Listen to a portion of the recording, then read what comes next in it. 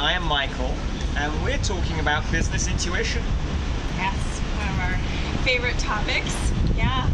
I use intuition in my business a lot. I do emotional and strategic support with visionary entrepreneurs all around the world, many of whom are doing businesses that essentially they have their gift coming through them. So the work that I do is very intuitive and really is kind of like energy work a lot. It's a good way to say it for those who get what energy work is. It's kind of the opening the doors of possibility.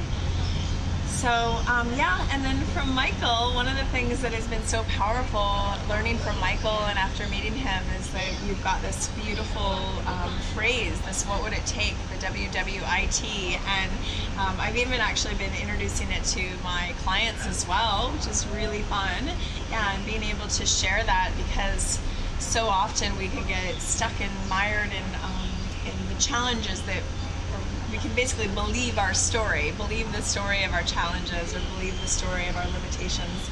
And what would it take is just such a beautiful way to just cuts through it. It cuts right through it. It's like a little laser right through. So how did you use it today? How did I use it today? I don't know if I've actually like consciously used what would it take today. This week. Yeah, but I would say definitely recently. I think I feel like this is a muscle thing, right? Like anything, once you start using it a lot, it almost becomes very natural. And I think entrepreneurs in general are very solution oriented, very resourceful. So it usually comes I feel like most consciously when I'm really feeling stuck or really feeling challenged. So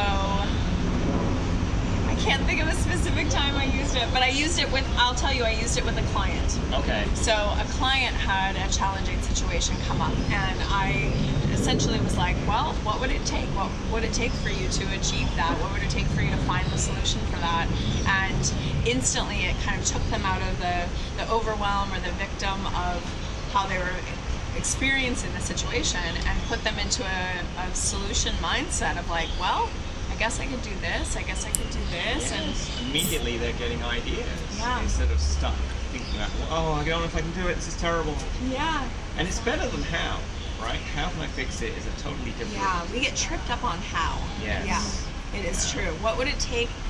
I feel like it's very empowering. Yeah. It really like instills, the how is like, I think how seats you in this like, oh, I don't know how, which I think is a common story a lot of people have. I certainly have.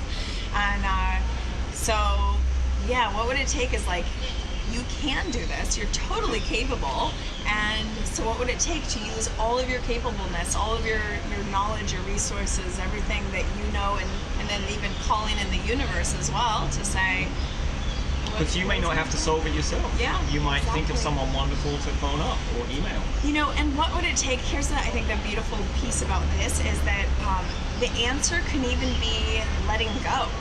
You know, so this is a great example of that, right? Where the what would it take could just be, well, it would take me not freaking out so much about it and actually just allowing it to be what it is, you know?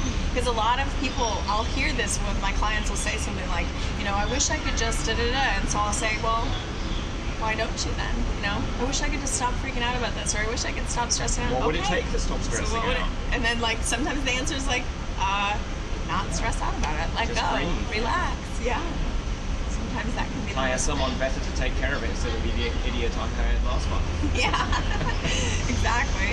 So it's been really powerful, and I'm so grateful for your wisdom and how you shine your light. And I will say one of the other things that I just adore about Michael, which is another thing that I share with my clients all the time, is I'm such a huge believer in living fully who you are, right? And just being fully who you are, and really what I say is like polarize people, you know, as soon as possible, like soon and often, you know, that they're either going to come to my website and be like, what is this woo-woo bullshit? Like, I can't even connect to this. Or they're going to be like, oh my God, this is exactly what I've been looking for. And so I really encourage my clients all the time to like wave their freak flag. Like, it's going to feel so scary and uncomfortable because you think nobody's going to accept you, whatever. But actually, it's powerful because it magnetizes your people to you that much more. So be yourself early, be yourself often. Yes, and thank you for being such a beautiful representation of that. I just love it.